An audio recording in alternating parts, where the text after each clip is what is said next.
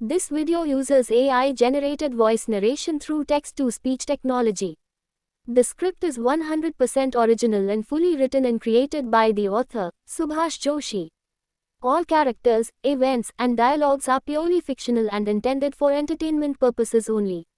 Any resemblance to real persons, living or dead, is purely coincidental. Mumbai, सपनों की नगरी जहां हर कोई अपने सपने पूरे करने के लिए अपनी जी जान लगा देता, यहीं से हमारी कहानी की भी शुरुआत होती है। रॉय ग्रुप ऑफ इंडस्ट्री, ये नाम ही काफ़ी था एशिया में अपनी पकड़ जमाने के लिए। ये वही कंपनी थी जिसने पूरे एशिया के बिजनेस वर्ल्ड पर राज किया हुआ था। और इस कंपनी का किंग था आहान रॉय। आहान रॉय, ये नाम ही काफ़ी था लोगों को जीरो से हीरो बनाने के लिए। जैसा उसका नाम, वैसी ही उसकी पहचान। पूरे इंडिया ही नहीं बल्कि पूरे एशिया का नंबर 1 बिजनेसमैन आहान रॉय। उसके एक इशारे पर रातों रात कोई भी कंपनी बर्बाद हो जाती थी। उसका नाम सुनकर ही बिजनेस वर्ल्ड कांप उठता था। इसी वजह से उसे लोग डेविल किंग कहते थे। दिखने में भी आहान किसी रियासत के प्रिंस से कम नहीं था। 6 फीट की हाइट, मस्क्यूलर बॉडी और उस पर 4 चांद लगाने वाली उसकी ब्लू आइज किसी भी लड़की का दिल चुराने के लिए काफ़ी थी। लेकिन अजीब बात यह थी कि आहान को अपने आसपास लड़कियों का होना बिल्कुल भी पसंद नहीं था।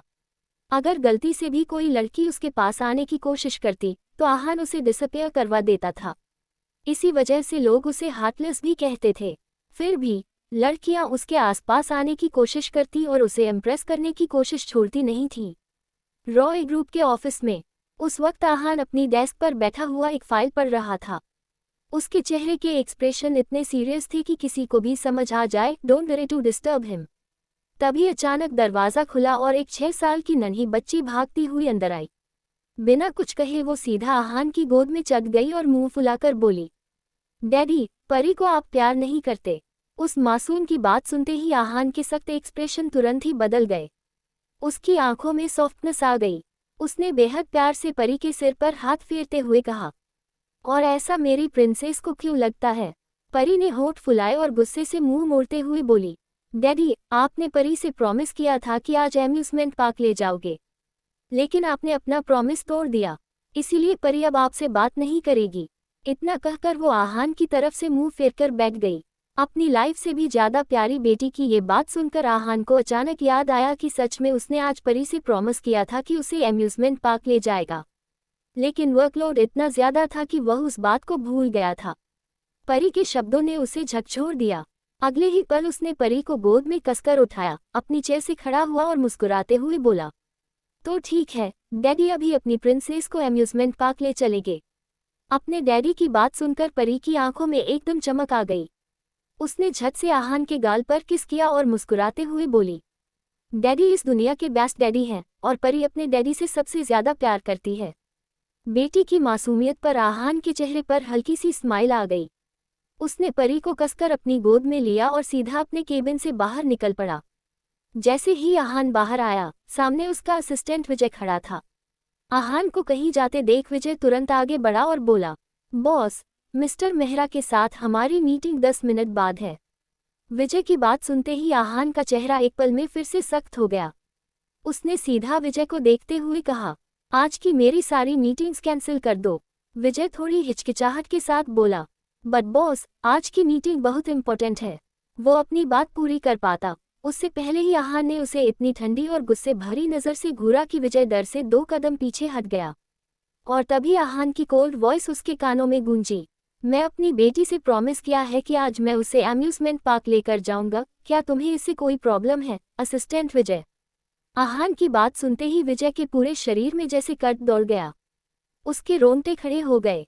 उसने घबराकर तुरंत सिर झुकाया और बोला, नहीं बॉस। विजय का जवाब सुनकर आहान ने ठंडी नज़र से उसे देखा और ऑर्डर दिया, तो ठीक है, आज की मेरी सारी मीटिंग्स कैंसिल कर दो और ड्राइवर को बोलो गाड़ी निकाल ले। आहान के आदेश के आगे विजय के पास कुछ भी कहने की हिम्मत नहीं बची। उसने फौरन फ़ोन निकाला और ड्राइवर को कॉल करके गाड़ी रेडी करने को बोल दिया। इधर रॉय ग्रुप से कुछ दूरी पर एक लड़की इस समय मार्केट में शॉपिंग कर रही थी। तभी अचानक कुछ लोग वहां पहुंचे और उसे घेर लिया। लड़की कुछ समझ पाती उससे पहले ही उन्होंने उसे जबरदस्ती एक कार के अंदर धक्का दिया और गाड़ी स्पीड में वहां से निकल गई। कुछ देर बाद वो कार एक बेहद आलीशान वेंकट हॉल के सामने आकर रुकी। कार का दरवाज़ा खुलते ही उन आदमियों ने लड़की को खींचते हुए बाहर निकाला और सीधे हॉल के अंदर ले गए। जैसे ही वे अंदर पहुंचे, लड़की गुस्से से चीख पड़ी, are you mad, mister Saurabh Agnihotri? आप मुझे दिन दहाड़े ऐसे किडनैप करके यहाँ क्यों लेकर आए हैं? सौरभ अग्निहोत्री श्रेया की बात सुनकर जोर से हंसा। उसकी हंसी में एक अजीब सी शैतानी वाइब थी। उसने ठंडी आवाज में कहा, श्रेया, मैंने तुम्हें पहले ही मौका दिया था मुझसे अपनी मर्जी से शादी करने का, लेकिन तुमने मुझे रिजेक्ट कर दिया। इसलिए मुझे तुम्हें यहाँ किडनैप करके लाना पड़ा ताकि तुमसे शादी कर सकूं। फिर उसने गहरी सांस ली, टेबल के पास रखी वेडिंग ड्रेस उठाए और उसकी तरफ बढ़ाते हुए बोला, अब जब हम यहाँ आ ही चुके हैं तो मेरी जान, ज्यादा नखरे मत करो। चुपचाप तैयार हो जाओ और नीचे आओ, वरना तुम अच्छी तरह जानती हो मैं तुम्हारे साथ क्या कर सकता हूँ। श्रेया ने उसकी बात सुनते ही गुस्से में उसकी तरफ देखा और चिल्लाई, हाउ डरे यू? तुम्हें क्यों लगता है मैं तुमसे शादी करूंगी? तुमसे शादी करने से अच्छा मैं अपनी जान देना पसंद करूंगी, समझे तुम? उसकी बात सुनकर सौरभ का चेहरा एक पल में कोल्ड हो गया। उसने गुस्से से श्रेया को घूरा और अगले ही सेकंड अपनी जैकेट के अंदर से गन निकालकर उसकी ओर तान दी। उसकी आवाज़ धीमी लेकिन खौफनाक थी, तो ठीक है, अगर तुम्हें मरने का इतना ही शौक है तो मैं तुम्हारा शौक अभी पूरा कर देता हूँ। या तो आज तुम मेरी होगी या फिर किसी की नहीं। अब चॉइस तुम्हारी है, मुझसे शादी करोगी या मरोगी। गन की ब्लैक मेटल बैरल श्रेया के माथे पर लगी। उसके पैर कांपने लगे। वह डर के मारे पीछे हट गई। उसका गला सूख चुका था। उसने कांपते होठों से कहा, ठीक है सौरभ, मैं तुमसे शादी करने के लिए तैयार हूँ। श्रेया की बात सुनते ही सौरभ ने ठंडी मुस्कान के साथ गन नीचे कर दी। उसने पास खड़ी एक मेड को इशारा किया और कहा, इसे दुल्हन की तरह तैयार करो और ऊपर के रूम में ले जाओ। मेड तुरंत ही श्रेया को अपने साथ ऊपर ले गई। श्रेया चाहकर भी विरोध नहीं कर पाए। अगले आधे घंटे में मेड ने उसे पूरी तरह से एक ब्राइड की तरह तैयार कर दिया। Red wedding lehenga, heavy jewellery और चेहरे पर मेकअप। शीशे में उसे देख खुद श्रेया को भी यकीन नहीं हो रहा था कि वो सच में किसी जबरदस्ती की शादी की दुल्हन है। आधे घंटे बाद मेड उसे पकड़कर नीचे मंडप की तरफ ले जाने लगी। तभी श्रेया अचानक रुकी और धीमी आवाज में बोली, मुझे वॉशरूम जाना है। मेड ने पहले झिझकते हुए उसे देखा, लेकिन फिर सिर हिलाकर उसे वॉशरूम तक ले आई। श्रेया अंदर दाखिल हुई और तुरंत दरवाज़ा लॉक कर लिया। उसका दिल तेजी से धड़क रहा था। उसने चारों तरफ नजरें दौड़ाईं, कोई रास्ता तलाशने लगी। तभी उसकी नज़र ऊपर दीवार पर बने एक छोटे से विंडो पर पड़ी। बिना एक पल गंवाए वो वॉश बेसिन पर चढ़ी और विंडो से बाहर झांका। वहां से साफ दिख रहा था कि वो सेकंड फ्लोर पर है। विंडो के ठीक बगल में एक आयरन पाइप नीचे ग्राउंड तक जा रहा था। श्रेया की सांसें तेज हो गईं, लेकिन उसकी आंखों में डर से ज्यादा हिम्मत थी। उसने खुद को उस विंडो से बाहर निकाला और दोनों हाथों से पाइप पकड़ लिया। धीरे धीरे, कांपते कदमों के साथ उसने पाइप के सहारे नीचे उतरना शुरू किया। उसके हाथ छिल रहे थे, लेकिन उसने हार नहीं मानी। आखिरकार वह नीचे जमीन पर पहुंची और बिना पीछे देखे भाग पड़ी। वॉशरूम के बाहर खड़ी मेड बेचैन हो रही थी। 15 मिनट बीत चुके थे, लेकिन श्रेया बाहर नहीं आई थी। उसने दरवाजे पर हल्के से खटखटाया, मैडम, आप ठीक हैं? अंदर से कोई रिस्पॉन्स नहीं मिला। मेड का दिल जोर जोर से धड़कने लगा। उसने कुछ बार और आवाज लगाई, लेकिन सन्नाटा ही मिला। घबराकर वह तुरंत दौड़ती हुई सौरभ के पास पहुंची और पूरी बात बता दी। बात सुनते ही सौरभ की आंखों में आग सी भर गई। वह तेजी से वॉशरूम की ओर भागा और एक जोरदार लात मारकर दरवाज़ा तोड़ डाला। दरवाज़ा टूटते ही वह अंदर दाखिल हुआ। उसने चारों तरफ नजरें दौड़ाईं, लेकिन श्रेया कहीं नहीं थी। अचानक उसकी नज़र ऊपर दीवार पर बनी छोटी सी विंडो पर पड़ी। वह सब समझ गया। उसकी नसें तंग गईं। उसने गुस्से में दांत भींचते हुए चिल्लाया, ढूंढो उसे, आज वो लड़की मुझे किसी भी हालत में चाहिए, एट एनी कॉस्ट। सौरभ की गरज सुनकर उसके सारे आदमी तुरंत भाग पड़े और श्रेया की तलाश में जुट गए। दूसरी तरफ श्रेया वेंकट हॉल से बाहर निकल चुकी थी, लेकिन उसका दिल अभी भी दहशत में था।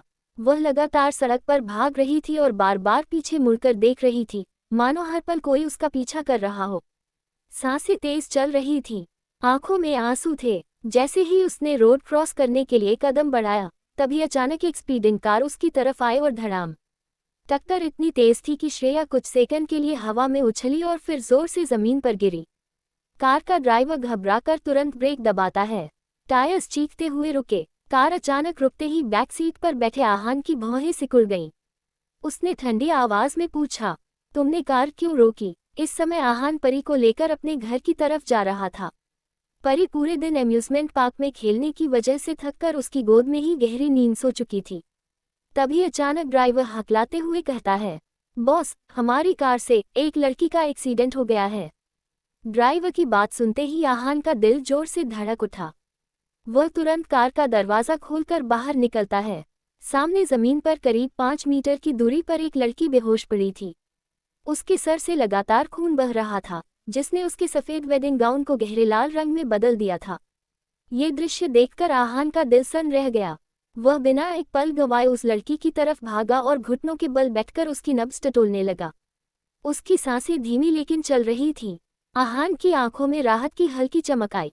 उसने झटपट उसे अपनी बाहों में उठाया और गाड़ी की बैकसीट में बिठा दिया। परी अब भी गहरी नींद में थी। सीट पर बैठते ही आहान ने कड़क आवाज में ड्राइवर को आदेश दिया, कार तुरंत सिटी हॉस्पिटल ले चलो, अभी। आहान की आवाज में उतावलापन और बेचैनी साफ झलक रही थी। ड्राइवर ने बिना देरी किए कार का रुख हॉस्पिटल की तरफ मोड़ दिया। सिर्फ 5 मिनट में ही कार हॉस्पिटल की पार्किंग में आकर रुकी। आहान ने समय जाया नहीं किया। उसने लड़की को दोबारा अपनी बाहों में उठाया और तेज कदमों से हॉस्पिटल के इमरजेंसी वार्ड की ओर भागा। आधे घंटे बाद आहान डॉक्टर के केबिन में बैठा था। उसकी गोद में परी थी, जो अपनी बड़ी बड़ी प्यारी आंखों से लगातार डॉक्टर को देख रही थी। आहान ने सीधे सवाल किया, डॉक्टर, वो लड़की कैसी है?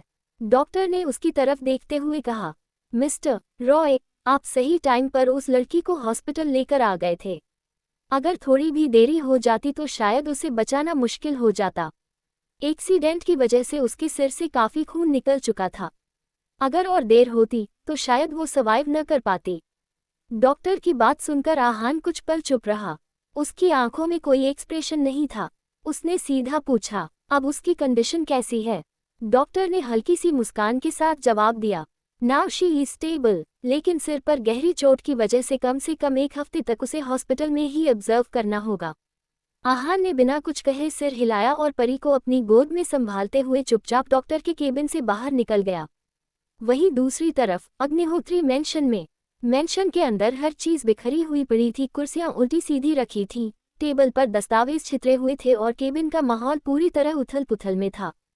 सोफे पर बैठा सौरभ अग्निहोत्री अपने गुस्से को कंट्रोल करते हुए खामोशी से अपने गुंडों की तरफ घूरता रहा।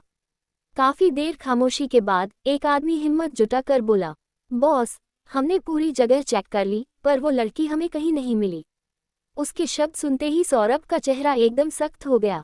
उसने बिना किसी रियायत के उस आदमी को धक्का सा दिया और तेज आवाज में कहा, तुम सबने ढूंढा, क्या पाया? आदमी घबराकर बोला, नहीं बॉस, कुछ भी नहीं मिला।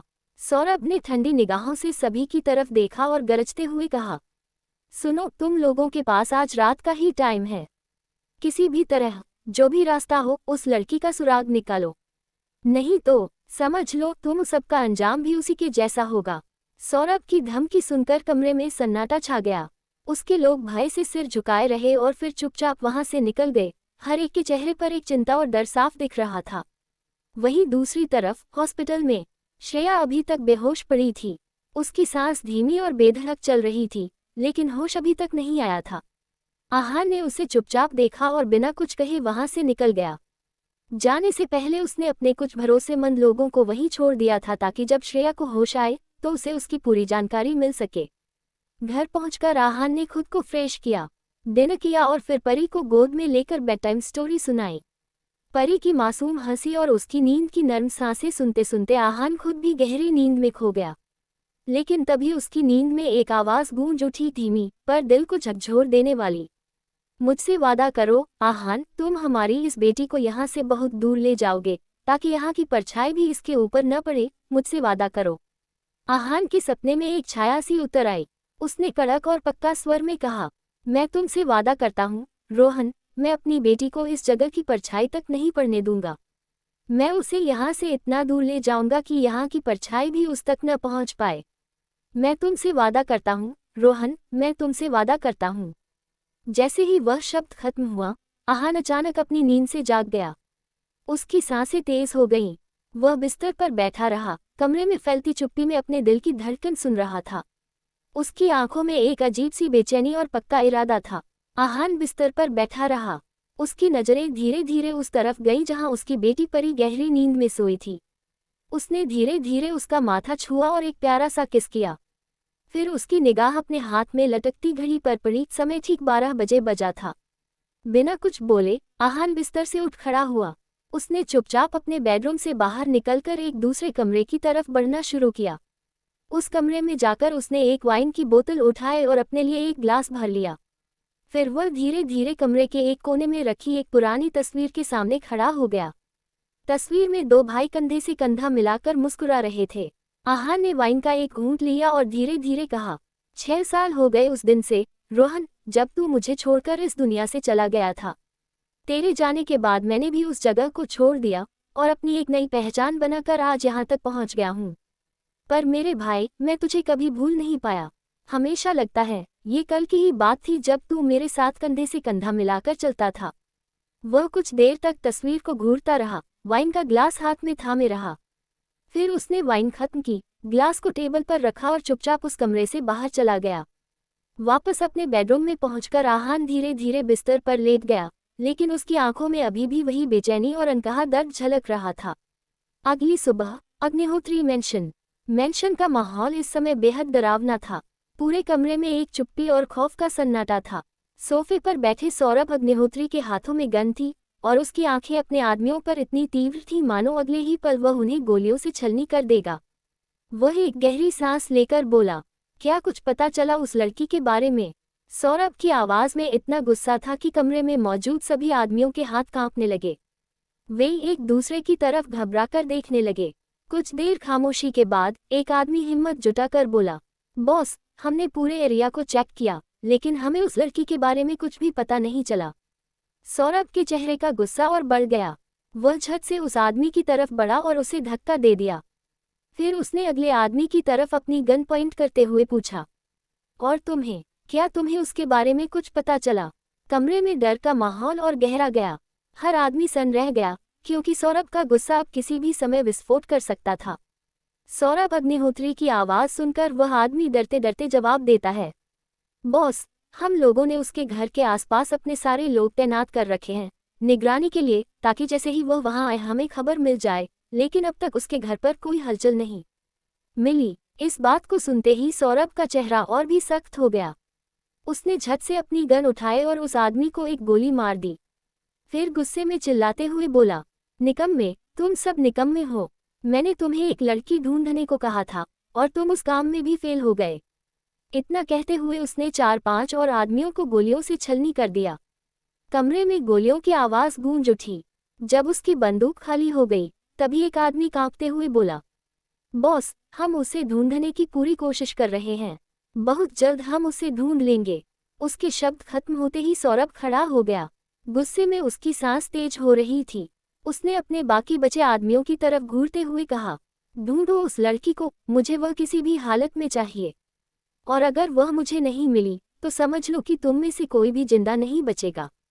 सौरभ की इस धमकी के आगे सभी आदमियों के चेहरे पर डर साफ झलक रहा था। वे बस डरते डरते सिर हिलाकर उसकी बात मान गए और तुरंत वहां से चले गए। दूसरी तरफ सिटी हॉस्पिटल में सूरज की पहली किरणें सीधी सिटी हॉस्पिटल की विंडो से होकर श्रेया के चेहरे पर गिर रही थी। धीरे धीरे उसने अपनी आंखें खोली। आंखें खुलते ही वह खुद को एक अनजान जगह पर पाकर इधर उधर देखने लगी। जैसे ही उसने चारों तरफ नजर दौड़ाए, उसे धीरे धीरे एहसास हुआ कि वह हॉस्पिटल में थी। उसके शरीर पर जो कपड़े थे, वे कल पहने हुए वेडिंग गाउन नहीं थे, बल्कि हॉस्पिटल के मरीज वाले हल्के रंग के कपड़े थे। ये देखकर उसने खुद से पूछना शुरू किया, कल मेरे साथ क्या हुआ था? उसने अपनी याददाश्त को कड़ी मेहनत से झकझोरना शुरू किया। तभी उसे याद आया कि कल जब वह वेनकाट हॉल से भाग रही थी, तभी उसका एक कार एक्सीडेंट हो गया था। लेकिन उसके बाद का कोई भी मंजर उसे याद नहीं था। बैठ में बैठी वह धीरे धीरे कल की घटनाओं को रिवाइंड कर रही थी कि तभी उसके कानों में एक धीमी आवाज पड़ी, तो आखिरकार आपको होश आ ही गया। मुझे तो लगा शायद तुम आज भी जागने के मूड में नहीं हो। श्रेया ने तुरंत उस आवाज की तरफ नजर घुमाई। सामने व्हाइट कलर का कोट पहने एक लड़की बैठी थी। उसकी आंखों में हल्की मुस्कान थी, लेकिन चेहरे पर एक तीखी धार भी थी। श्रेया ने उस लड़की को पहचानते ही मुस्कुराकर कहा, हाँ, मुझे तो जागना ही था, नहीं तो तुम मुझे आज कब्रिस्तान तक लेकर ही दम लेती। उस लड़की का चेहरा ठिठक गया। फिर वह तीखी निगाहों से श्रेया को घूरते हुए बोली, तो तुम ही हो जो किसी जल्लाद जैसी लगती हो, जो मुझे मारने पर तुली है। श्रेया ने हल्की मुस्कान के साथ तपाक से जवाब दिया, तो तुम्हें आज पता चला। श्रेया की बात सुनकर रोशनी धीरे से उसे घूरती रही, फिर थोड़ी देर खामोशी के बाद बोली, अगर तुम्हें मुझसे इतनी दिक्कत है तो फिर मुझसे दोस्ती ही क्यों की थी। उसकी बात श्रेया के कानों में जैसे एक हल्की चोट की तरह लगी। उसने महसूस किया कि उसकी दोस्त थोड़ी नाराज है। मुस्कान के साथ उसने अपनी आवाज में हल्की मासूमियत डालते हुए कहा, अरे रोशनी, तुम तो खामखा मेरी बात का बुरा मान गई। मैं तो बस तुम्हारे साथ थोड़ा सा मजाक कर रही थी। अगर तुम्हें इसके लिए बुरा लगा तो आई एम सॉरी। श्रेया ने दोनों हाथ अपने कानों पर रखकर एक इनोसेंट सा चेहरा बनाते हुए रोशनी की तरफ देखा। रोशनी सिन्हा इंडिया की सबसे फेमस न्यूरोसर्जन थी और साथ ही श्रेया की सबसे अच्छी दोस्त भी। 6 साल पहले जब श्रेया बहुत ही बुरी तरह घायल थी, तब रोशनी ने ही उससे बचाया था। उस वक्त तक श्रेया रोशनी को नहीं जानती थी, लेकिन रोशनी ने बिना किसी सवाल के अपना समय, अपना घर और अपनी ताकत श्रेया के लिए दे दिया था। उसने श्रेया का इलाज कराया और उसे सुरक्षित घर तक भेजा। उसी दिन से उनकी दोस्ती एक गहरे रिश्ते में बदल गई। अगर उस समय रोशनी नहीं होती तो शायद आज श्रेया जिंदा भी नहीं होती। अनाथ श्रेया के लिए इस दुनिया में अगर कोई अपना था तो वह सिर्फ रोशनी थी, और रोशनी के लिए भी उसका अपना सिर्फ श्रेया था। दोनों का रिश्ता ऐसा था जैसे सगी बहनें हो, एक दूसरे का सहारा, एक दूसरे की ताकत। श्रेया की मासूमियत भरी बात पर रोशनी नकली गुस्सा दिखाती हुई बोली, ठीक है, आज तो तुम्हें माफ कर रही हूँ, लेकिन अगली बार से तुम इस बात का ध्यान रखना। इस पर श्रेया मुस्कुराते हुए हल्की शरारत में जवाब देती है, ठीक है बाबा, मैं अगली बार से इस बात का ध्यान रखूंगी। फिर श्रेया ने तुरंत रोशनी की तरफ देखते हुए सवाल किया, अच्छा, ये तो बताओ मैं यहाँ कैसे पहुँची। रोशनी ने उसे उल्टा ही सवाल करते हुए जवाब दिया, क्या तुम्हें नहीं पता कि तुम यहाँ कैसे आई। इतना कहकर वह कुछ देर के लिए श्रेया की आंखों में देखती रही। श्रेया ने भी धीरे धीरे उसकी तरफ नजरें उठाईं और कहा, मुझे इतना तो याद है कि कल मेरा एक कार एक्सीडेंट हुआ था, लेकिन उसके बाद क्या हुआ मुझे इसके बारे में कुछ भी पता नहीं है। श्रेया की ये बात सुनकर वह रोशनी की तरफ ध्यान से देखने लगी।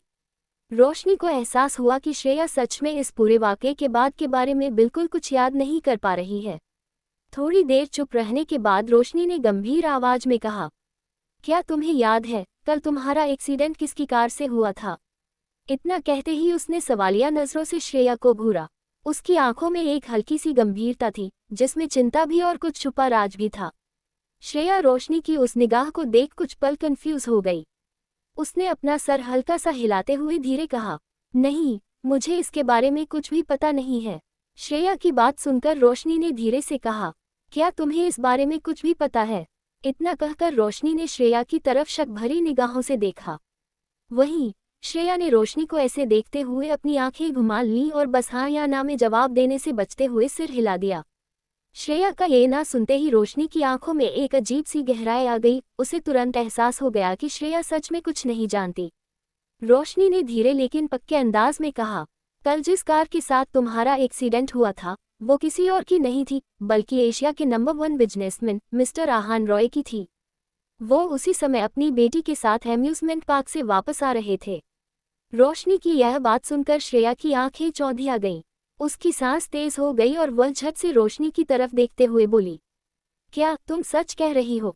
रोशनी ने थोड़ी देर उसे देखकर फिर आत्मविश्वास से कहा, हाँ डफर, मैं बिल्कुल सच कह रही हूँ। वो कार और किसी की नहीं थी, वो रॉय ग्रुप के ओनर मिस्टर आहान रॉय की थी, और वही तुम्हें कल हॉस्पिटल तक लाए थे। तुम्हारा पूरा ट्रीटमेंट और खर्चा भी उन्होंने उठाया है। रोशनी की पूरी बात सुनकर श्रेया के चेहरे पर अविश्वास साफ झलक रहा था। उसके लिए ये सोच पाना मुश्किल था कि जिस शख्स को बिजनेस वर्ल्ड में डेविल किंग कहा जाता है और जो पूरे एशिया में अपनी क्रूरता के लिए फेमस है, वह किसी अनजान लड़की की मदद कर सकता है, वो भी ऐसी लड़की की जो खुद आकर उसकी कार के सामने आ गई थी। श्रेया अपने ख्यालों में डूबी ही थी कि तभी रोशनी ने गंभीर आवाज में कहा, अच्छा, पहले मुझे ये बता दो कि कल तुम्हारे साथ सच में क्या हुआ था, क्योंकि जिस वक्त तुम्हें हॉस्पिटल लाया गया था तुम वेडिंग गाउन में थी। रोशनी की बात सुनकर श्रेया धीरे से अपनी कहानी बताने लगी। उसने विस्तार से बताया कि कैसे कल जब वह मार्केट से शॉपिंग करके लौट रही थी, तभी सौरभ अग्निहोत्री ने उसे किडनैप किया और वेंकट हॉल ले जाकर जबरदस्ती शादी करने की कोशिश की। कैसे उसने अपनी पूरी ताकत लगाकर उसके चुंगल से भागने की कोशिश की और इसी दौरान अचानक आहान की कार से उसका एक्सीडेंट हो गया। श्रेया की यह पूरी बात सुनकर रोशनी का चेहरा गुस्से से लाल हो गया। वह गुस्से में अपने हाथ हॉस्पिटल के बेड पर जोर से पटकते हुए कहती है, सौरभ अग्निहोत्री को इतनी हिम्मत कैसे हुई कि उसने तुम्हें किडनैप करके जबरदस्ती शादी करने की कोशिश की? मैं उसे छोड़ूंगी नहीं। मैं उसके खिलाफ किडनैपिंग का पूरा पुलिस केस दर्ज कराऊंगी और उसे जेल भेज दूंगी। रोशनी की बात खत्म होते ही श्रेया ने उसका हाथ थामते हुए कहा, रोशनी, तुम ऐसा कुछ नहीं करोगी। तुम जानती हो ना वह ऐसा क्यों कर रहा है। अगर हम उसके खिलाफ जाएं तो शायद वह तुम्हारा घर बेच देगा, जो तुमने मुझे बचाने के लिए उसके पास गिरवी रखा था। श्रेया की ये बातें सुनकर रोशनी ने तुरंत उसका हाथ छुड़ाया और गुस्से से कहती हुई बोली, अगर उसे वो घर बेचना है तो बेचने दो, लेकिन उसके किए की सजा मैं उसे जरूर दिलाकर रहूंगी। रोशनी की स्थानी हुई आवाज ने श्रेया को कुछ पल के लिए चुप करा दिया, लेकिन उसने फिर धीरे से उसे मनाने की कोशिश शुरू कर दी। रोशनी, प्लीज सोच समझ के कदम उठा। सौरभ अग्निहोत्री के खिलाफ जाना ये इतना आसान नहीं है। कुछ देर तक श्रेया लगातार उसकी आंखों में देखकर उसे समझाने की कोशिश करती रही। आखिरकार रोशनी ने थक कर सर हिलाया, लेकिन श्रेया की तरफ देखते हुए ठंडी आवाज में कहा, यह आखिरी बार है जब मैं तुम्हारी बात मानने के लिए तैयार हुई हूँ। अगली बार मैं ऐसा कुछ नहीं करूंगी। श्रेया उसकी बात सुनकर मुस्कुराए और हल्की छेड़ते हुए बोली, ठीक है बाबा, मैं समझ गई। अब चलो, इस चेहरे से ये गुस्सा हटाओ और एक प्यारी सी स्माइल दो। वैसे भी तुम गुस्से में किसी हिटलर से कम नहीं लग रही हो। श्रेया की बात सुनकर रोशनी ने एक हल्की सी स्माइल दी। दोनों बस ऐसे ही एक दूसरे की तरफ देखकर बात करने लग गईं। उनकी बातें इतनी नेचुरल और लगन से चल रही थीं कि उन्हें बिल्कुल भी एहसास नहीं था कि कोई उनकी हर बात को सुन रहा है। दरअसल रूम के बाहर से ही कोई चुपचाप उनकी तरफ नजरें गड़ाए हुए था। वह आदमी बिना किसी आवाज के पूरी तवज्जो के साथ उनकी बातें सुन रहा था। उसकी आंखों में एक अजीब सी गंभीरता थी, जैसे हर शब्द उसके लिए एक इम्पोर्टेंट पीस हो। काफी देर तक दोनों की बातें सुनने के बाद वह आदमी धीरे से अपना फोन निकाला। कुछ देर के लिए उसने फोन पर किसी से बात की, फिर बिना ज्यादा देर किए अपना फोन जेब में रख लिया और फिर से दोनों पर नजरें गड़ाए बैठ गया। वही रॉय मैंशन में अहाना डाइनिंग टेबल पर बैठा ब्रेकफास्ट कर रहा था और साथ ही अपनी नन्ही सी बेटी परी को खाना खिला रहा था। परी नाश्ते को देखकर लगातार नखरे कर रही थी, पर अहाना उसकी किसी भी बात को इग्नोर करते हुए उसे लगातार खाना खिला रहा था। इसी बीच उसका फोन बजा। जैसे ही अहाना ने अपने फोन की तरफ ध्यान दिया, परी तुरंत उसकी गोद से कूदकर डाइनिंग टेबल से दूर भाग गई। फिर वह घुटनों के बल बैठकर अहाना की तरफ जीभ निकालते हुए चिढ़ाती हुई बोली, ये मैं जीत गई, डैडी हार गए। डैडी मुझसे हार गए। फिर गर्व से खुद को शाबाशी देते हुए परी ने कहा, परी इज बेस्ट, परी को कोई नहीं हरा सकता। परी की मासूम हरकत और बातें सुनकर अहाना का चेहरा मुस्कान से भर गया। वह प्यार भरी निगाहों से अपनी बेटी को देखने लगा। तभी उसका फोन फिर से बजा। अहाना का ध्यान परी से हटकर मोबाइल की तरफ चला गया। जैसे ही उसने स्क्रीन पर विजय का नाम देखा, उसने तुरंत कॉल रिसीव कर ली। फोन की दूसरी तरफ विजय की आवाज आई, बॉस, उस लड़की को होश आ गया है। अहाना ने गंभीर आवाज में बस हम कहा, फिर आगे जोड़ते हुए कहा, उस पर नजर बनाए रखो, मैं कुछ ही देर में हॉस्पिटल पहुंच रहा हूं। अहान का ऑर्डर सुनकर विजय ने कहा, ओके बॉस, और कॉल काट दी। विजय के फोन काटते ही अहान ने अपना फोन पॉकेट में रखते हुए डाइनिंग टेबल से उठ खड़ा हुआ। अपने डैडी को कहीं जाते हुए देख परी तुरंत दौड़कर आए और उसके पैरों से लिपटते हुए बोली, डैडी, आप परी को छोड़कर कहाँ जा रहे हैं? अपनी बेटी को पैरों से लिपटा देख अहान उसे तुरंत अपनी गोद में उठा लिया। उसके गालों पर प्यार से किस करते हुए उसने कहा, डैडी, इस समय हॉस्पिटल जा रहे हैं तो परी अच्छी बच्ची की तरह घर पर रहकर खेलेगी, ठीक है परी? अपने डैडी की बात सुनकर परी खुशी से उसके गले में दोनों हाथ डालकर लिपट गई और जोर से ना करते हुए बोली, नहीं डैडी, परी को छोड़कर कहीं नहीं जाना है। अगर डैडी कहीं जाएंगे तो परी को भी अपने साथ ले जाएंगे, नहीं तो परी डैडी से कट्टी हो जाएगी। परी की मासूम परंतु जिद्दी बातें सुनकर अहान ने एक आह भरी।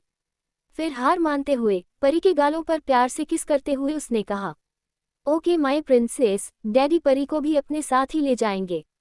अब तो खुश। अपने डैडी की बात सुनकर परी अचानक उसे जोर से हंसती है और फिर एक्साइटमेंट से कहती है, बहुत खुश, डैडी इज बेस्ट। डैडी इस दुनिया के सबसे अच्छे डैडी हैं और परी सबसे ज्यादा लव अपने डैडी से ही करती है। परी की मासूम हरकतों को देखकर आहान के चेहरे पर एक प्यारी सी स्माइल फैल गई। उसने प्यार से परी के माथे को चूमा और फिर धीरे धीरे बाहर की तरफ बढ़ गया। बाहर आते ही आहान ने ड्राइवर को कार निकालने का ऑर्डर दिया। जैसे ही ड्राइवर ने बैक डोर ओपन किया, आहान तुरंत ही परी को अपनी गोद में लेकर कार में बैठ गया। आहान के बैठते ही ड्राइवर ने दरवाजा बंद किया और ड्राइविंग सीट पर आकर बैठ गया। आहान ने ड्राइवर को सिटी हॉस्पिटल की तरफ जाने का निर्देश दिया। ड्राइवर ने तुरंत कार स्टार्ट की और गाड़ी हॉस्पिटल की तरफ रवाना हो गई। करीब आधे घंटे बाद कार सिटी हॉस्पिटल के बाहर रुक गई। जैसे ही कार रुकती है, विजय दौड़ते हुए आहान की कार के पास पहुंचा और बैक डोर ओपन कर दिया। आहान बिना किसी देर के परी को अपनी गोद में लिए कार से बाहर निकल गया। विजय ने आहान को देखते ही मुस्कुराते हुए कहा, गुड मॉर्निंग सर। आहान ने सिर हिलाते हुए सिर्फ शांत स्वर में कहा, हम, और बिना कुछ बोले हॉस्पिटल की तरफ बढ़ गया। विजय भी उसके पीछे पीछे अंदर एंटर कर गया। अंदर आते ही आहान ने विजय की तरफ देखते हुए सवाल किया, वह लड़की किस कमरे में है? विजय ने बिना देर किए आहान को श्रेया के हॉस्पिटल रूम का पता दे दिया और उसके साथ लिफ्ट की तरफ बढ़ गया। आहान ने भी विजय के पीछे पीछे लिफ्ट में कदम रखा। कुछ ही पल में लिफ्ट 8वें फ्लोर पर रुक गई, वहीं जहां श्रेया का वीआईपी रूम था, जो आहान की खास रिक्वेस्ट पर उसे मिला हुआ था। आहान ने बिना नॉक किए ही रूम में एंटर किया। कमरे के अंदर श्रेया और उसकी फ्रेंड डॉक्टर रोशनी मौजूद थी।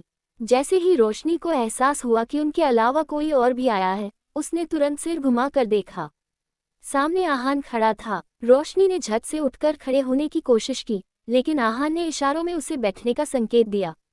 फिर भी रोशनी ने बैठने से इनकार कर दिया क्योंकि सामने कोई आम आदमी नहीं था, बल्कि एशिया का नंबर 1 बिजनेसमैन और इस हॉस्पिटल का सबसे बड़ा ट्रस्टी खड़ा था। दूसरी तरफ श्रेया को अभी तक आहान के आने का कोई अंदाजा नहीं था। वह रोशनी की तरफ देखते हुए हल्की चिंता में बोली, क्या हुआ रोशनी, तू ऐसे ही खड़ी क्यों हो गई? इतना कहते कहते श्रेया की नज़र अचानक सामने खड़े एक बेहद हैंडसम इंसान पर पड़ गई। वह इंसान इस समय अपनी गोद में एक छोटी सी बच्ची लिए खड़ा था हॉस्पिटल रूम के एंट्रेंस पर। लेकिन उस मासूम बच्ची को गोद में लेने के बावजूद वह पूरा का पूरा कामदेव जैसा लग रहा था। उसकी 2 गहरी नीली आंखें जैसे किसी के वश में होने की ख्वाहिश जगा देती हों।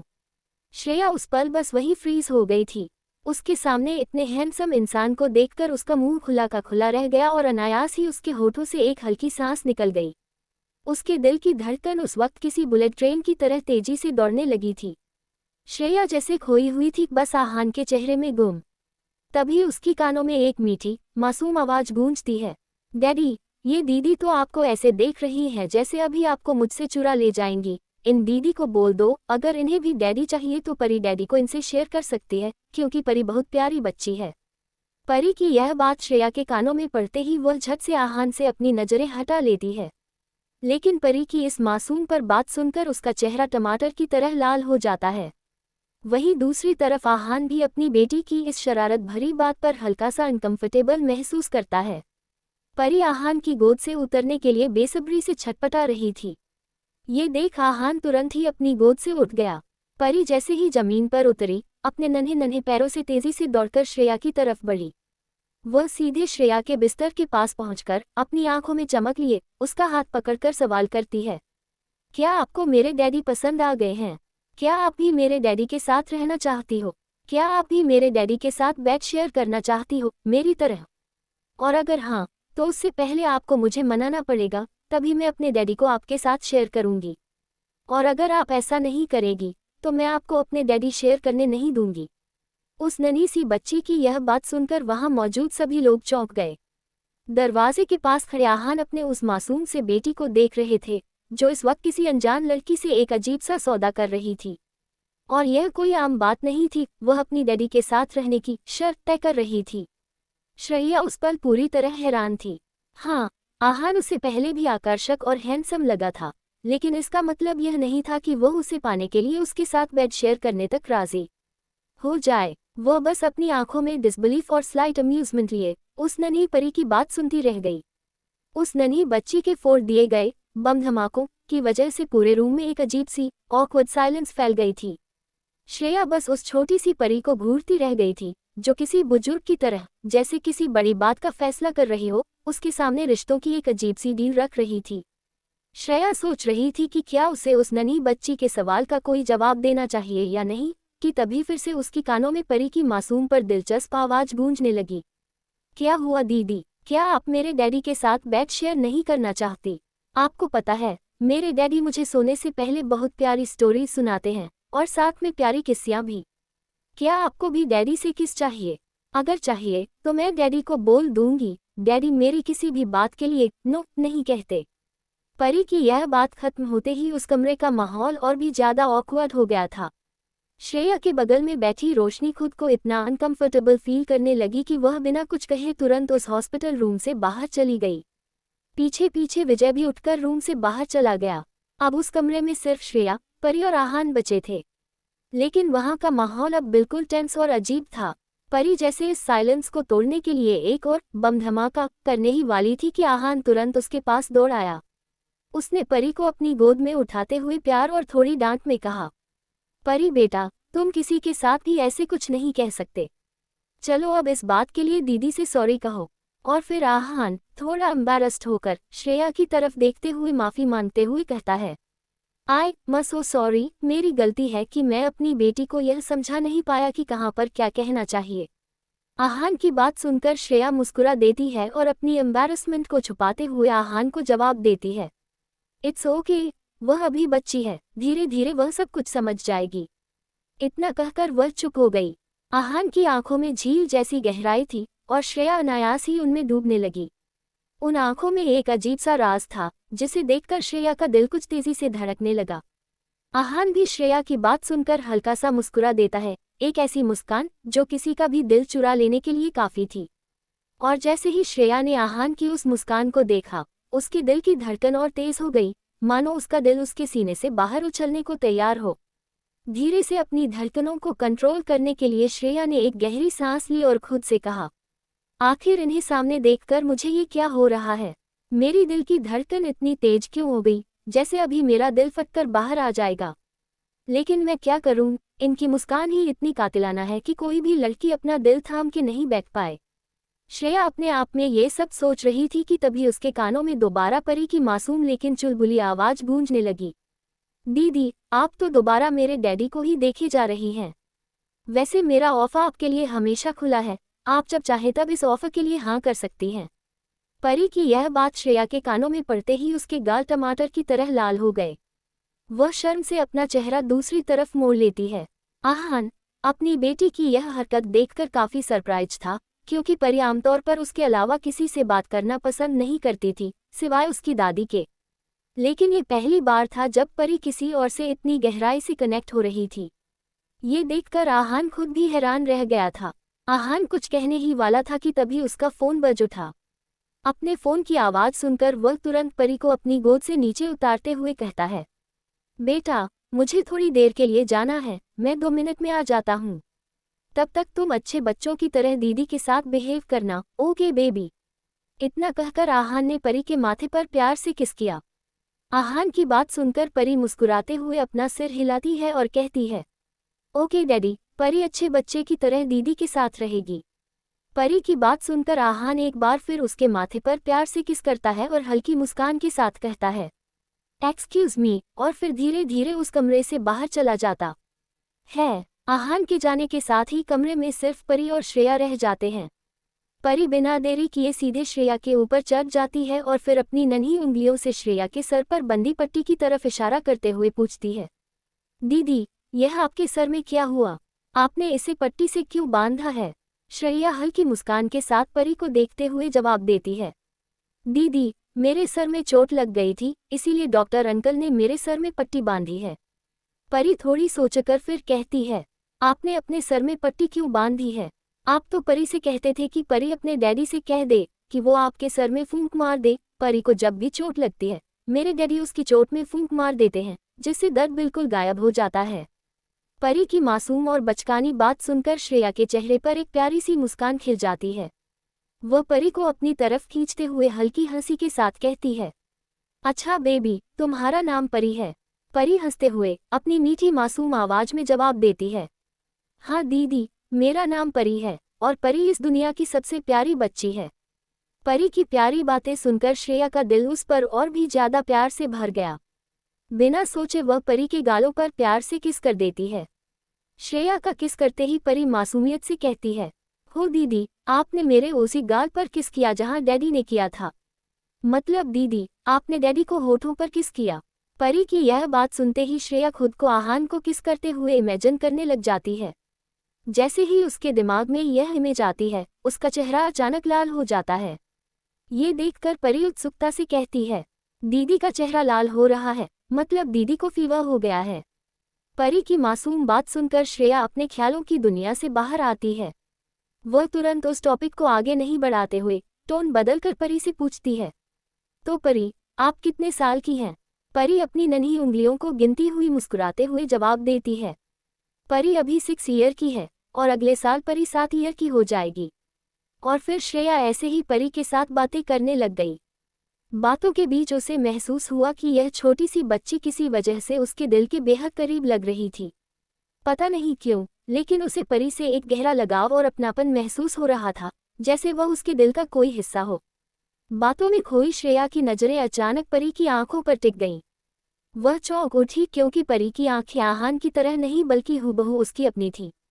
गहरी, काली आंखें, जिनमें मासूमियत का एक अलग ही समंदर था। ये नज़ारा देखकर श्रेया का दिल परी के लिए और भी ज्यादा पिघल गया। वह और अधिक उत्सुक होकर परी से उसके बारे में कई सवाल करने लगी। परी बिना हिचकिचाए उनके सारे सवालों के जवाब देती रही। इतना बातों में खो जाने के बाद परी बिना किसी डर या झिझक के श्रेया के पास आकर उसी बेड पर सो गई जैसे यह उसका सबसे सुरक्षित ठिकाना हो। आधे घंटे बाद जब आहान अपना कॉल खत्म करके उस रूम में वापस आया तो उसकी नज़रें बेड पर पड़ी। सामने एक ऐसा नज़ारा था जो उसे पूरी तरह हैरान कर गया। 2 लोग गहरी नींद में गले लगाकर सोए हुए थे और वह दोनों कोई और नहीं बल्कि श्रेया और उसकी बेटी परी थे। परी ने श्रेया को इस तरह गले लगाया हुआ था जैसे कोई बच्ची अपनी माँ को अपनी पूरी दुनिया समझकर गले लगाए रहती है। आहान की निगाहें उन दोनों के चेहरों पर गईं तो वह सन रह गया। इस वक्त परी और श्रेया का चेहरा इतनी हद तक एक दूसरे से मेल खा रहा था कि ऐसा लग रहा था वास्तव में वह दोनों माँ और बेटी ही हैं। आहान ने दोनों को डिस्टर्ब न करते हुए धीरे धीरे कदम बढ़ाए और सोफे पर बैठ गया। उसकी नज़रें बेड पर सोए हुए उन 2 प्यारी परियों पर टिक गईं। इस नज़ारे को देख वह खुद को एक खूबसूरत पेंटिंग के सामने खड़ा महसूस कर रहा था, जैसे दुनिया की सबसे खास मास्टरपीस उसके सामने मौजूद हो। आहान की नज़रें किसी तरह से श्रेया के चेहरे पर ठहर गईं। वह चेहरा इतना मासूम और खूबसूरत कि जैसे ऊपर वाले ने इसे बड़ी फुर्सत और नफासत से गढ़ा हो। श्रेया के चेहरे को देखते हुए आहान खुद को कहीं खोया हुआ महसूस करने लगा। लेकिन तभी उसने देखा कि उसकी बेटी का छोटा हाथ गलती से श्रेया के सर पर लगी चोट की तरफ बढ़ रहा था। यह नज़ारा देखते ही आहान बिना किसी आवाज़ किए सोफे से उठ खड़ा हुआ और तेजी से बिस्तर की तरफ बढ़ा। जैसे ही वह बिस्तर के पास पहुंचा, उसने परी के हाथ को धीरे से नीचे कर दिया।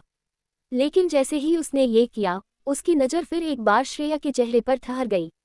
श्रेया उस वक्त गहरी नींद में थी और आहान उसे उसी पोजीशन में देख रहा था, उसके चेहरे पर बनते बिगड़ते भावों को बेहद ध्यान से नोटिस करते हुए। आहान श्रेया के चेहरे के बेहद करीब हो गया था और उसके सारे हाव भावों को महसूस कर रहा था कि तभी श्रेया धीमे से ऊपर की तरफ उठी और अचानक श्रेया के होठ आहान के होठों को छू गए। उस पल आहान के अंदर एक अजीब सी कट सी दौड़ गई और जैसे ही श्रेया की आंखें खुली, वह अपने होठों पर आहान के होठों का एहसास करते हुए वहीं कुछ देर के लिए जमी रह गई। अपने होठों पर आहान के होठों का एहसास पाकर श्रेया का दिमाग अचानक पूरी तरह ब्लैंक हो गया। वह कुछ सोच नहीं पा रही थी, बस अपनी खुली आंखों से आहान को ही देखती रही। वहीं दूसरी तरफ आहान का हाल भी बिल्कुल वैसा ही था। अचानक हुई इस किस ने उसके सारे ख्याल थमाकर रख दिए थे। वह सिर्फ उस पल में खोया हुआ श्रेया की आंखों में घूरता रहा। कुछ देर तक ऐसे ही एक दूसरे में डूबे रहने के बाद आहान धीरे धीरे अपने सेंस में लौट आया और श्रेया से कुछ दूरी बना ली। अभी अभी जो कुछ भी हुआ था, आहान खुद समझ नहीं पा रहा था कि इसके लिए वह श्रेया को क्या एक्सप्लेनेशन देगा। इस बीच श्रेया बेड पर किसी शांत मूर्ति की तरह बैठी रही, उसी पोजीशन में जिसमें थोड़ी देर पहले एक्सीडेंटली आहान और उसका होठ टकरा गए थे। जो भी हुआ था, श्रेया को वह सब किसी सपने जैसा लग रहा था, एक ऐसा पल जिसे वह भूलना नहीं चाहती थी। अब उस कमरे में इतनी गहरी शांति फैल गई थी कि वहां सुई के गिरने की आवाज तक साफ सुनाई दे रही थी। श्रेया आहान से नजरें मिलाने से डर रही थी। वह उसकी तरफ बिल्कुल नहीं देख रही थी और अपने मन में सोच रही थी, क्या मैंने जो कुछ भी मिस्टर आहान रॉय के बारे में सुना है वह सब सच है? मैंने सुना है कि मिस्टर आहान रॉय लड़कियों से दूर रहते हैं, लेकिन अभी अभी जो हुआ उससे। ये सोचते हुए उसकी यादों में दोबारा वह पल लौट आया, आहान और उसके बीच हुई वह एक्सीडेंटल किस। और जैसे ही वह सोच में डूबी, उसका चेहरा अचानक लाल हो गया। जहां श्रेया का ये हाल था, वहीं आहान अब तक खुद को संभाल चुका था। उसने धीरे धीरे कदम बढ़ाए और दोबारा बेड के पास आने लगा। ये देखकर श्रेया का दिल तेजी से धड़कने लगा। जैसे ही आहान उसके करीब आया, वह घबराने लगी। डरते हुए उसने आहान की तरफ देखा। वह बिना कोई एक्सप्रेशन लिए बस बेड की तरफ बढ़ रहा था। श्रेया आहान को लगातार अपने करीब आते देख अपनी आवाज लड़खड़ाते हुए बोली, देखिए, आप मेरे करीब मत आइए। आप ऐसे दोबारा मुझे किस नहीं कर सकते। अभी अभी जो हुआ वह सिर्फ एक एक्सीडेंट था। लेकिन श्रेया की यह बात आहान के कदमों को रोक नहीं सकी। वह बेड के पास पहुंचकर धीरे धीरे झुकने लगा। उसकी नजरें सीधी श्रेया की आंखों में टिक गईं। आहान को अपने ऊपर झुकते हुए देख श्रेया खुद को और भी नीचे कर लेने लगी। जैसे ही उसे एहसास हुआ कि अब वह खुद को इससे ज्यादा दूर नहीं कर सकती, वह धीरे धीरे अपनी गर्दन हिला दी। पर आहान रुकने के मूड में बिल्कुल भी नहीं था। ये देखकर श्रेया तुरंत अपने हाथों से अपने होठों को दबा लेती है। फिर भी आहान के अपने करीब आते रहने से उसका दिल इस वक्त मेट्रो ट्रेन की तरह तेजी से धड़कने लग गया था। उसके दिमाग में तरह तरह के ख्याल दौड़ने लगे थे। श्रेया अपने मुंह को दबाए हुए बार बार न में गर्दन हिला रही थी, लेकिन आहान उस तरफ से रुकने का नाम नहीं ले रहा था। वह और भी करीब आने लगा। जब श्रेया को एहसास हुआ कि उनके बीच की दूरी अब ना के बराबर रह गई है, तो उसने धीरे धीरे अपनी आंखें बंद कर लीं। कुछ देर तक आंखें बंद रखने के बाद जब उसे यह महसूस हुआ कि आहान ने उसके साथ कुछ भी नहीं किया, वह अचानक झट से अपनी आंखें खोल देती है। और जैसे ही उसकी नज़र खुली, उसकी आंखें सामने खड़े एक बेहद हैंडसम इंसान पर टिक गईं और वह कोई और नहीं बल्कि आहान था। इस बार आहान की गोद में पड़ी थी। ये देखकर श्रेया को एक पल में समझ में आ गया कि आहान अभी अभी क्या कर रहा था। ये देखकर श्रेया ने एक राहत भरी सांस ली और मन ही मन सोचने लगी, ओह अच्छा, तो वो अपनी बेटी को उठाने के लिए ही यहाँ आया था और मैं क्या क्या उल्टा पुल्टा सोच रही थी। इतना सोचते ही उसने अपने दिमाग में आए सारे ख्यालों को झटक दिया और आहान की तरफ नजरें घुमा लीं। वहीं आहान अपनी बेटी परी को गोद में लिए बिना कोई एक्सप्रेशन दिखाए बेहद अजीब अंदाज में श्रेया को देख रहा था। फिर उसकी आवाज में हल्की सी मुस्कान के साथ कहा, तुम्हें क्या लगा मैं क्या करने की कोशिश कर रहा था जिस वजह से तुम ऐसे रिएक्ट कर रही थी? श्रेया ने आहान की बात सुनते हुए सिर बस न में हिला दिया और धीरे से कहा, कुछ भी तो नहीं, मैं कहाँ कुछ सोच रही थी। श्रेया की यह मासूम बात सुनकर आहान के चेहरे पर एक डेविलिश स्माइल फैल गई। वह उसकी तरफ थोड़ा झुककर बोला, वैसे तुम जो सोच रही थी मैं वह कर सकता हूँ, और अगर तुम्हें यकीन नहीं है तो मैं अभी तुम्हें करके भी दिखा सकता हूँ। ये सब कहते हुए आहान अपनी इंटेंस नजरें श्रेया पर टिकाए रहा। उसकी आंखों में एक अजीब सी गहराई थी जो श्रेया को और भी ज्यादा घबराने पर मजबूर कर रही थी। श्रेया आहान की इस करीबी को महसूस करते हुए धीरे धीरे पीछे की तरफ हटने लगी और उसका चेहरा शर्म से लाल हो गया। ये देख आहान के चेहरे पर मुस्कान और भी गहरी हो गई। उसने एक कदम और बढ़ाया जिससे श्रेया का डर और बढ़ गया। वह हकलाते हुए बोली, या आप क्या करने की कोशिश कर रहे हैं? श्रेया को ऐसे घबराते हुए देख आहान के अंदर एक अजीब सी खुशी और मज़ा भर गया। न जाने क्यों वह इस लड़की की ओर और अधिक अट्रैक्ट होने लगा। वह और करीब आया, उसकी सांसें धीमी लेकिन तीव्र हो गईं। फिर आहान ने धीमे से कहा, वैसे आप क्या सोच रही हैं? मैं तो बस अपनी बेटी का ये हेयर बैंड उठाने आया था। इतना कहकर आहान बेड पर पड़े हेयर बैंड की तरफ इशारा करता है। आहान की बात सुनकर श्रेया ने एक राहत की सांस ली और तुरंत ही हेयर बैंड उठाकर उसकी तरफ बढ़ा दिया। लेकिन जैसे ही आहान के हाथ से हेयर बैंड छुआ, श्रेया के दिमाग में ख्याल आया, ऐसा कौन करता है? अगर इसे सिर्फ हेयर बैंड चाहिए था तो दूर से बोल सकता था, पर नहीं, ये तो ऐसे बिहेव कर रहा था जैसे कि। इतना सोचते ही अचानक उसे कुछ देर पहले हुआ एक्सीडेंटल किस याद आ गया। उस मेमोरी के आते ही उसके गाल हल्के हल्के गुलाबी होने लगे। श्रेया को इस तरह शर्माते देख आहान के लिए ये समझ पाना मुश्किल हो गया कि आखिर उसने अब क्या कर दिया है जिससे ये लड़की फिर से ब्लश कर रही है। वह एक पल उसके चेहरे को देखता रहा और फिर कैजुअली बेड से दरवाजे की ओर बढ़ते हुए बोला, वैसे तुम जो सोच रही हो वो सब मैं कर सकता हूँ, और ऑनेस्टली मुझे उसमें कोई एतराज नहीं है। ये कहकर वह बिना पीछे मुड़े कमरे से बाहर चला गया। आहान की लास्ट लाइन सुनकर श्रेया लिटरली दंग रह गई। उसके दिमाग में बस वही शब्द गूंज रहे थे, मुझे कोई एतराज नहीं, इसका मतलब क्या है? कहीं उनका मतलब मुझे किस? ये सोचते ही उसका चेहरा दोबारा से लाल पड़ गया और उसने अपने तकिए में चेहरा छुपा लिया।